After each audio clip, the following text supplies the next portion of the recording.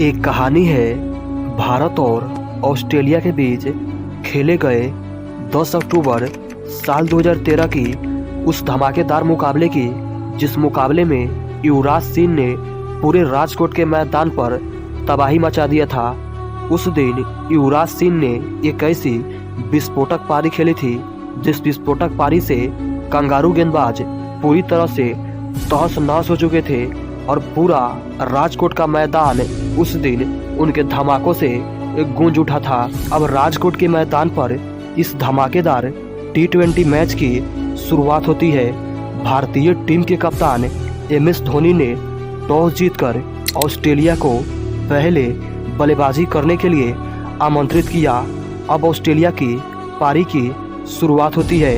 Australia की तरफ से पारी की शुरुआत करने के लिए निक मेडिसन और एरोन फिंच की विस्फोटक सलामी जोड़ी अब बल्लेबाजी करने के लिए मैदान पर आती है और आते ही इन दोनों बल्लेबाजों ने भारतीय गेंदबाजों पर हमला कर दिया और अपनी टीम की स्कोर को मात्र 4.4 ओवर में ही 50 रनों के पार पहुंचा दिया।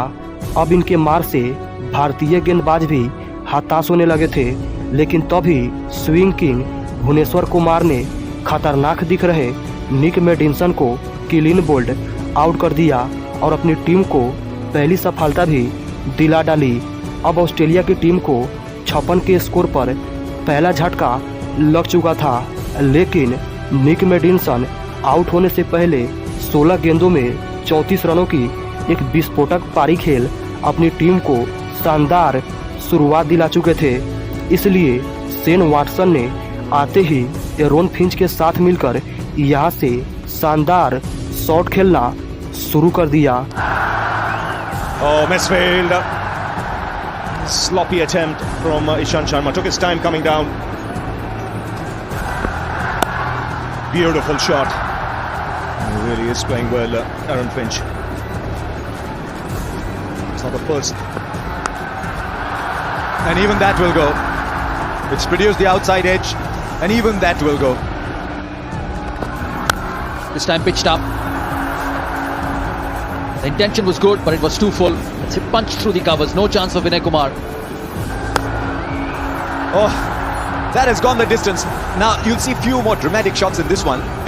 ये दोनों ही बल्लेबाज यहाँ से अपनी टीम के स्कोर को तेजी से आगे की ओर बढ़ा ही रहे थे कि तभी परवीन कुमार ने अपनी घातक गेंदबाजी से शेन वाटसन को भी LBW आउट कर दिया और भारतीय टीम को ये दूसरी सफलता भी दिला डाली। और इसी ओवर की 5वीं गेंद पर विनय कुमार ने कंगारुओं को बिना संभलने का कोई मौका देते हुए एक और वार किया और कप्तान जॉर्ज बेली को भी जडेजा के हाथों कैच आउट करवा के बिना खाता खोले ही पवेलियन का रास्ता दिखा दिया। अब ऑस्ट्रेलिया की टीम 8 ओवर की समाप्ति पर 86 रन पर अपनी 3 विकेट खो चुकी थी और अब यहाँ से देखकर ऐसा लग रहा था कि कंगारू टीम बहुत ही संभल कर खेलेगी, लेकिन आखिरकार कंगारू तो कंगारू ही होते हैं। उन्हें विकेट गिरने से कहाँ कोई फर्क पड़ता है। अब मैदान पर ग्लेन मैक्सवेल और एरोन फिंच की जोड़ी होती है, लेकिन इसी एक बाउंड्री के साथ एरोन फिंच ने मात्र 29 गेंदों में अपना धमाकेदार 50 भी पूरा कर लिया और अपने बल्ले को उठाकर ऊपर की ओर लहरा दिया। पर अब मैक्सवेल ने भी आते ही अपनी तूफानी अंदाज में बल्लेबाजी करना शुरू कर दिया और अश्विन को 10वें ओवर में आड़े हाथों में लेते हुए 3 छक्के कूटकर इस ओवर से 20 रन निकाल लिया। इस ओवर में मैक्सवेल की मार से MS धोनी और विराट कोहली पूरी तरह से हताश हो चुके थे, इसलिए जडेजा ने आकर 12वें ओवर में मैक्सवेल के इस तूफानी पारी का अंत कर दिया और उन्हें सीधा पवेलियन का रास्ता दिखा दिया। अब यहाँ से एरोन फिंच का साथ देने के लिए ब्रेड हेडेन मैदान पर आते हैं और आते ही एक चौका तो जरूर लगा देते हैं, लेकिन वो भी भुवनेश्वर कुमार की गेंद पर 14वें ओवर में MS धोनी को कैच थमा आउट हो जाते हैं। आज एक छोर से ऑस्ट्रेलिया के विकेट तो जरूर गिर रहे थे, लेकिन दूसरी छोर से एरोन फिंच अपनी टीम के लिए अकेले ही वन मैन आर्मी की तरह बल्लेबाजी कर रहे थे। मैदान के चारों तरफ बाउंड्री की बरसात कर रहे थे। आज फिंच को रोक पाना MS धोनी और भारतीय गेंदबाजों की बस की बात नहीं थी। वो तो अपने अकेले ही दम पर अपने टीम को बड़े स्कोर की तरफ ले जाए जा रहे थे।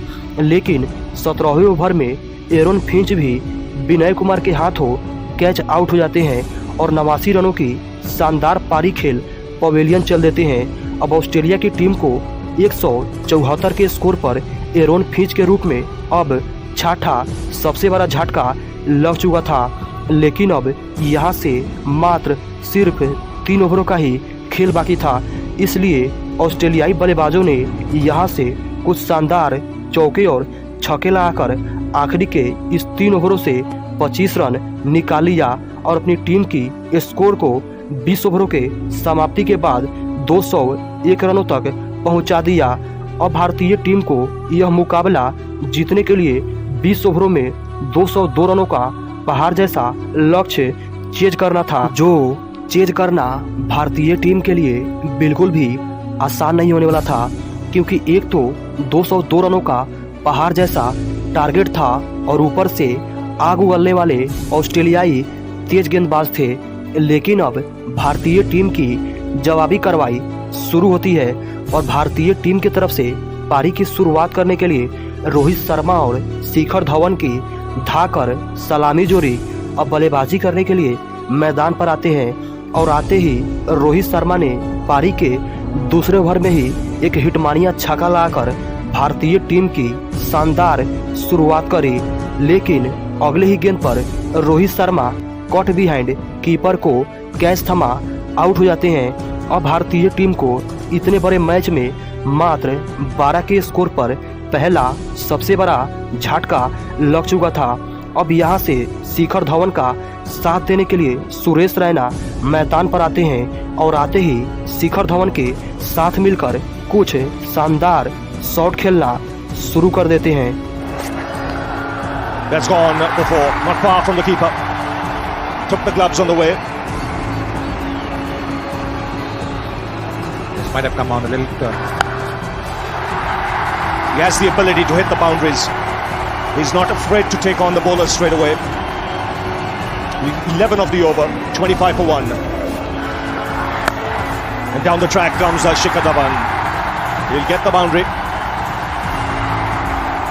Once again, very balanced when he comes down the track. He maintains a great shape when he hits on the up.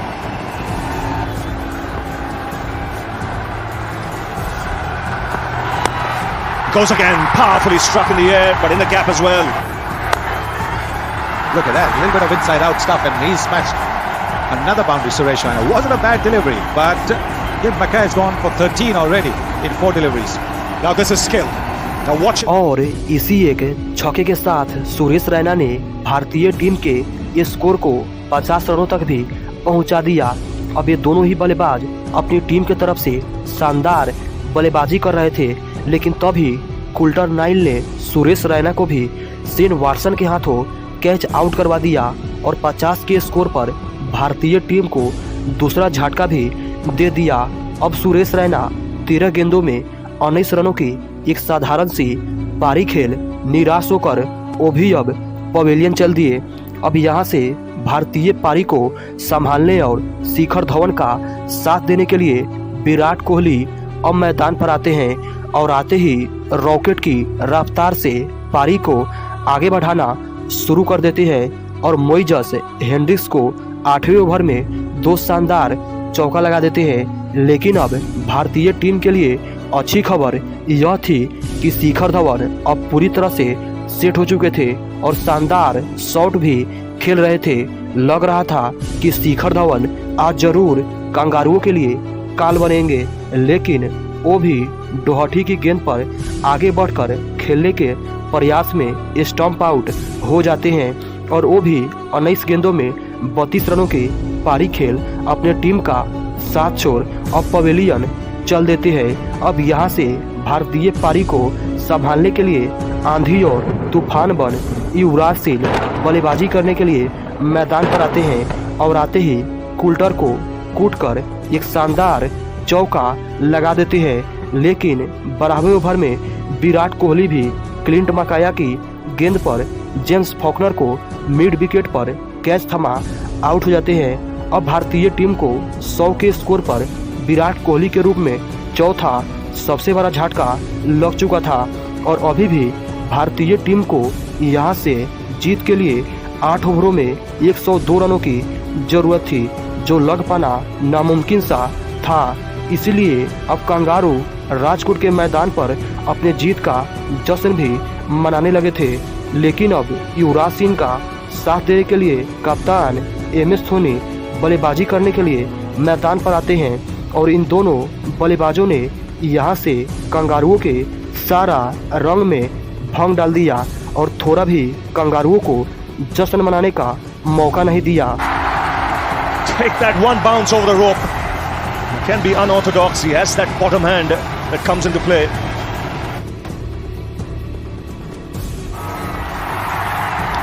Six. Picking up the length so quickly, Yuvraj. Saurav Ganguly mentioned 3 men on the boundary, but he took his chance here. He knows if he connects, he'll clear any boundary anywhere in the world. Goes again. Oh, he's taken it. No, he's touched the rope.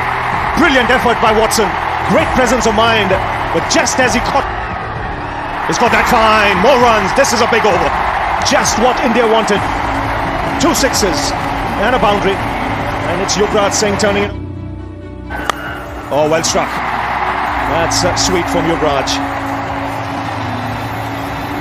In the arc, it was up there. And just the... Oh, magnificent. Makes it look so easy. Well, have they got more than that here? The timing on that is just sumptuous.